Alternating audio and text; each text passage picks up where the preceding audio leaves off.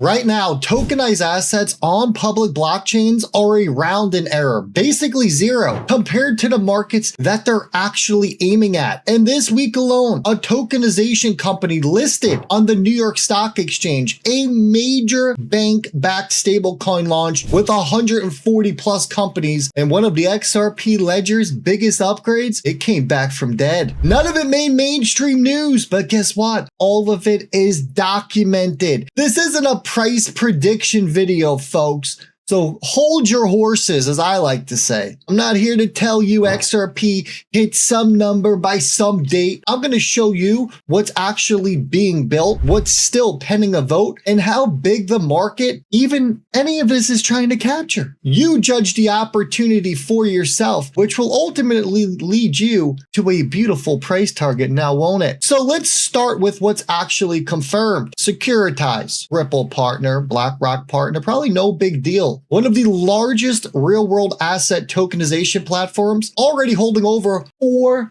billion in tokenized assets. They completed its business combination and began trading on the New York Stock Exchange on July 2nd under SECZ. You see the ticker on your screen. You want to know who they're backed by? BlackRock, Apollo, KKR, and BNY as partners. Now, this is a tokenization company, not an XRP company, going public on the New York Stock Exchange. That's a real, dated, verifiable event. And separately, at the same time, the DTCC, the organization that clears the majority of U.S. security trades, they received a no action letter from the SEC back in December. And guess what? Their plan is a pilot going live this month to tokenize things like your Russell 1000 components and treasury securities on approved blockchains starting this month. That's real as well. What it is not as of today is a confirmed XRP Ledger integration. Now, I'm not going to tell you it is just because it sounds good. It's a huge step for tokenization broadly. So here's the context that actually matters. The debt market, over $100 trillion. The global stock market, over $100 trillion. Global real estate, over $300 trillion. Derivatives, we're talking quadrillions. And these are old estimates as well. They've only grown since. And you know the amount that's currently tokenized and settled on public blockchains? It's close to zero. Now, that's not enough. It's the actual stage that we're at. No one needs to capture all of that for this to matter, because even a small slice, a little sliver of a $100 trillion market, that's a massive number. But be honest with yourself about where we are on the curve. We're early, not almost there. We're just a little early, which is very bullish if you ask me. So let's talk about XLS 56, the batch amendment on the XRP Ledger. Now, the pitch is simple. Right now, if you want to bundle multiple actions, say a swap, a payment, a purchase into one transaction, you can't. Batch would let developers bundle up to 8 transactions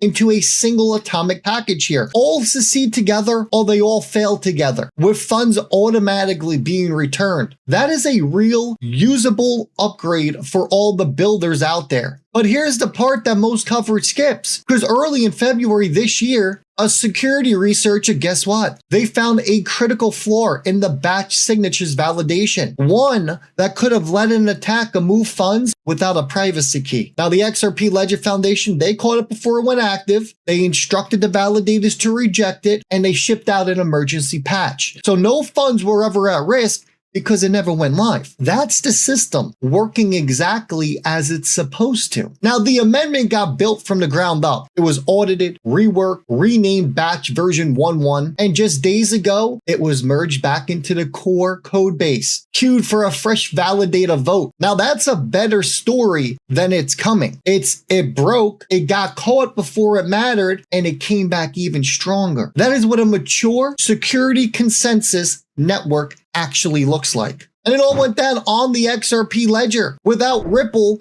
getting involved. Now, here's the underlying issue that Batch is trying to solve. For years, the XRP Ledger, it didn't have much programmability, no general smart contracts. It had limited tools for developers to build complex, monetizable apps. That's part of why so much of the ecosystem weight has sat on Ripple's shoulders instead of a broad independent developer base, right? Now, with this coming out, what do we expect to see? More developers coming to the XRP Ledger. More developers on the Ledger, more users on the Ledger, more apps and tools on the Ledger. The more volume that comes through the Ledger, the higher the price will go. Now, Batch, plus the 2 lending amendments currently that are in your validator voting, we're looking at XLS 65 and XLS 66. This would let institutions borrow against tokenized assets directly on the Ledger. More programmability means more developers. More developers who can build things that actually generate revenue directly on the chain, instead of waiting for a Ripple grant, which we know doesn't even exist. That's a healthier ecosystem if, and this is a real if, these amendments clear the validator vote. Now, you probably heard about OpenUSD. If you didn't, you've probably been off social media for a couple of weeks. It is a new stablecoin. It's backed by over 140 companies, including your Visas, your MasterCard,